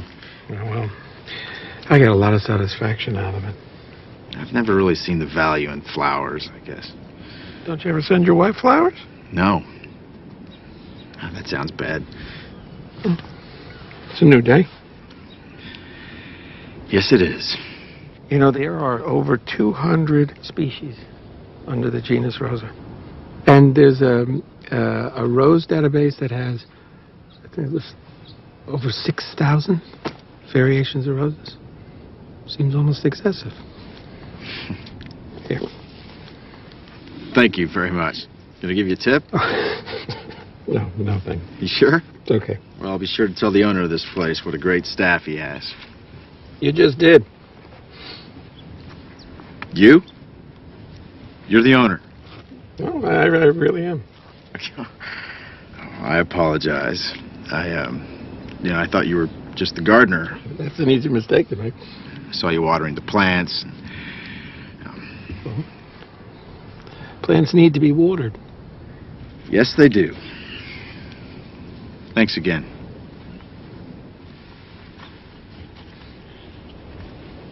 Can I ask you a favor? Yeah, sure. I'm here for a board meeting. Yeah, I know. You were at the House of Promise, right? Yes, and I've got to give this to the executive director, but I don't know what room she's in. Oh, I can find it. Well, actually, could you give it to her for me? Yeah, sure. Is it important? No, it's just some papers. Okay, yeah. And if you could give it to her this afternoon, after I've left. Yeah, I can do that. Appreciate it.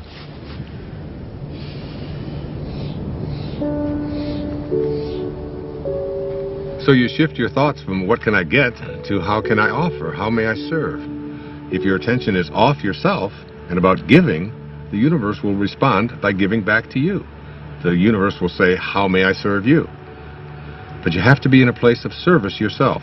That's when the transition is complete, when you move into that place that is without ego.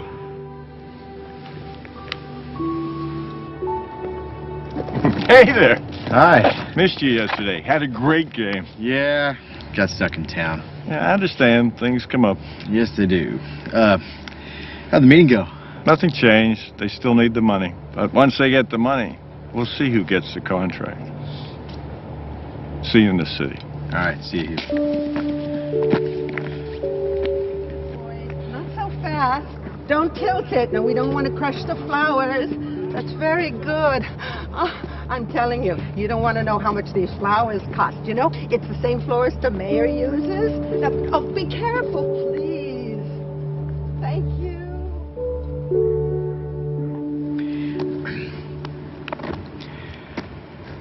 How about the name Rose if it's a girl?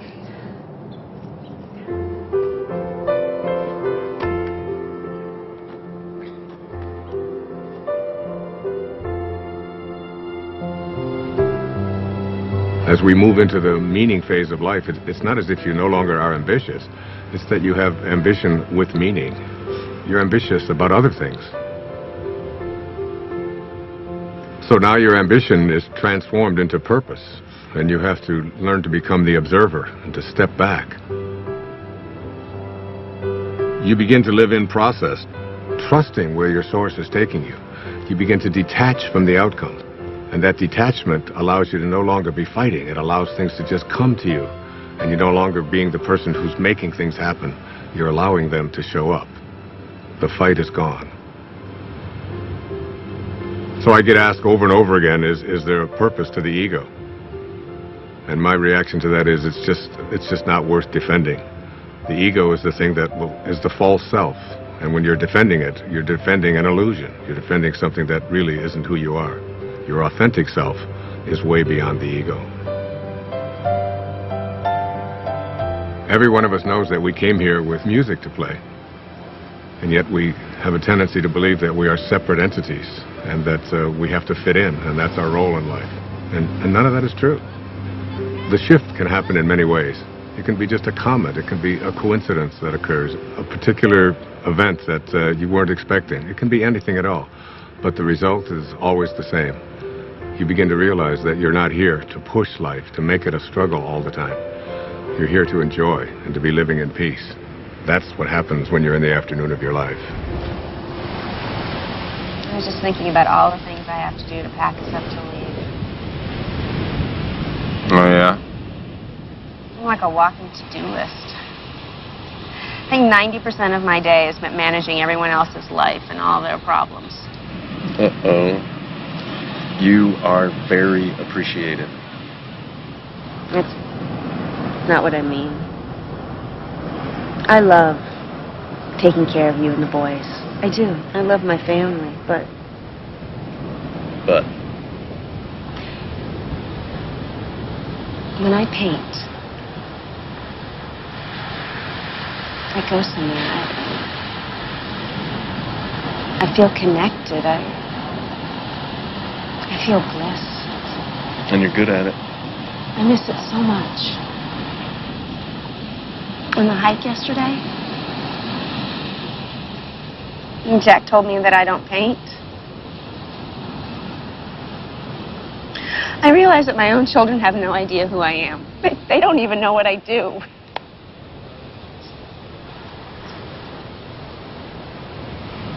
So do it. Really? Yes, absolutely. Thank you. I want to stay here. What? Just for a week. Right now, just this next week. What, you think I'm going to leave you here all alone? Jason, every cell in my body wants to stay here just a little bit longer. I'm hearing you, but I have no idea what you're saying. I need to reorient myself.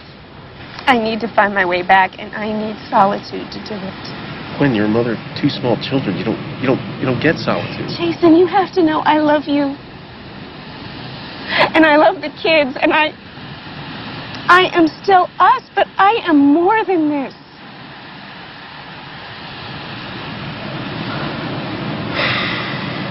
Okay.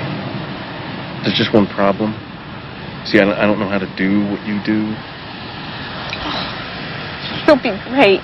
It's just for a week. You'll survive. And then we go back to normal. I don't know about that. Oh, you're good at this. Oh, that's not fair. You know what you're going to get good at? What? Laundry. I see lots of laundry in your future. That's great. That's great.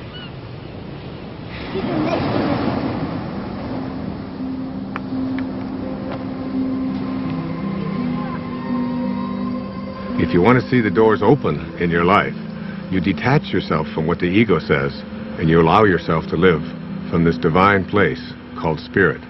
And what Lao Tzu called the virtues, he said there are 4 of them. The first of these is reverence for all of life, which is respect. The second is sincerity, which is really nothing more than just honesty. The third is gentleness, which manifests itself as kindness in our life. And the fourth is supportiveness, which just manifests itself as service, offering service to others. Those are the 4 virtues. And Lao Tzu asks us to live by them. There's a great quote by the poet Hafiz. He said, even after all this time, the sun never says to the earth, you owe me. Just think what a love like that can do. It lights up the whole world.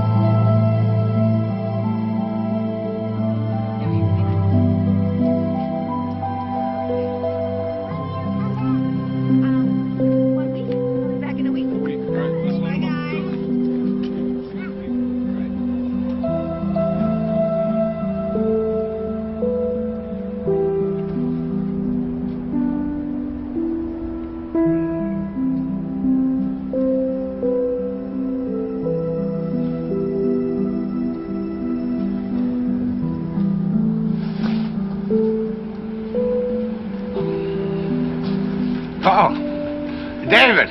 Hey. Hi. How you doing? So did you get everything you need? I think I got even more than that. Really? I'm actually inspired. I was looking at some of the footage. I'd love to do something with these interviews, something creative. Like what? Well, this place. There's something happening here. What you're talking about, the people, themes, I think I can really do something with Wait a second. I thought you were just a technician on this shoot. Isn't that what I heard you say before? I guess not. I think I'm getting it. Well, you know, David, the point is we're all going to get it. Ultimately, we're all going to get it. There's a great line from A Course in Miracles where Jesus says, if you want to be like me, knowing that we are alike, I will help you. If you want to be different than me, I will wait until you change your mind. And you will change your mind. And really, isn't it the ultimate thing is, why should we have to die in order to get it? We ought to be able to get it while we're here. It's been a pleasure. Thank you, my friend. God bless you.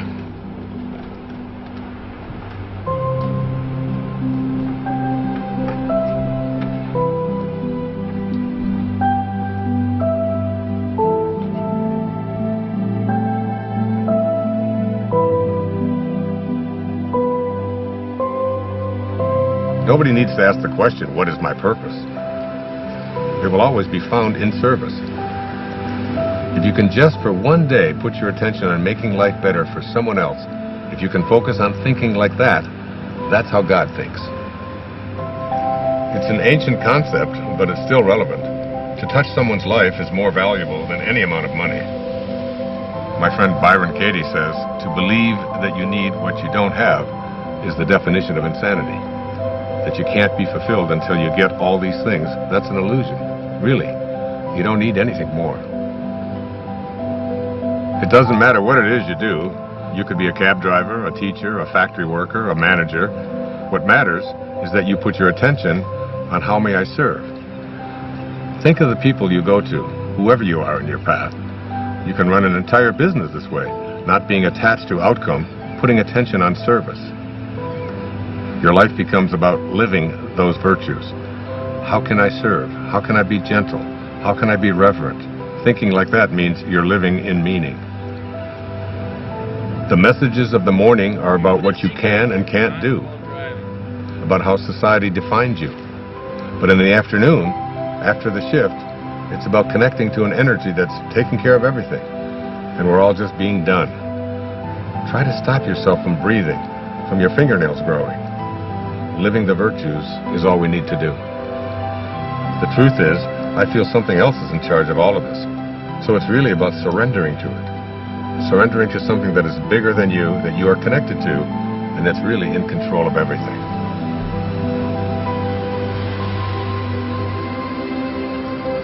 There's a place deep within us that wants to feel fulfilled.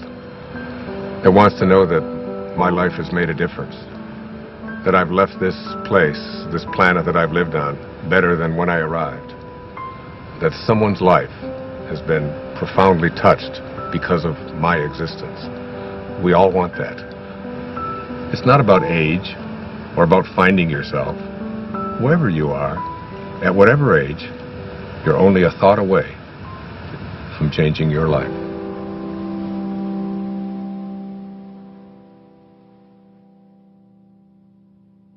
This is not a race. You don't have to run. You might even slow it down. Take a look around instead of chasing everyone. Nothing to prove, no point to make. If when it's said and done, you know in your heart that your song is sung. Don't go with your song still inside you. Let it guide you every day. We all know that it's good to be humble, but don't mumble your life away. You could lose it all.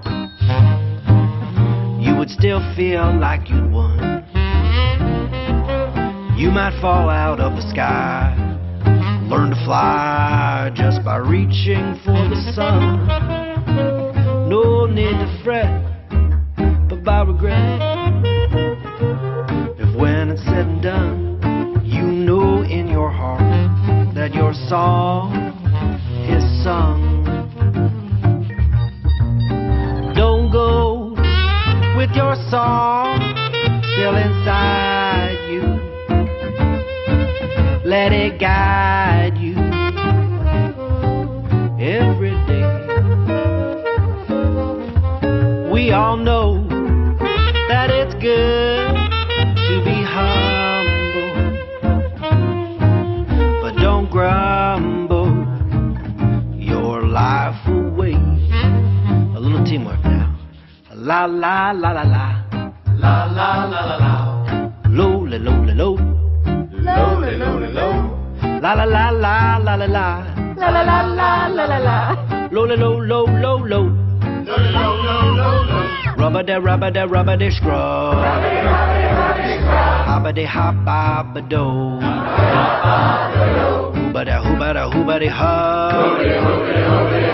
Hooba de ho. Don't go with your song still inside you. Let it guide you every day. We all know that it's good to be humble,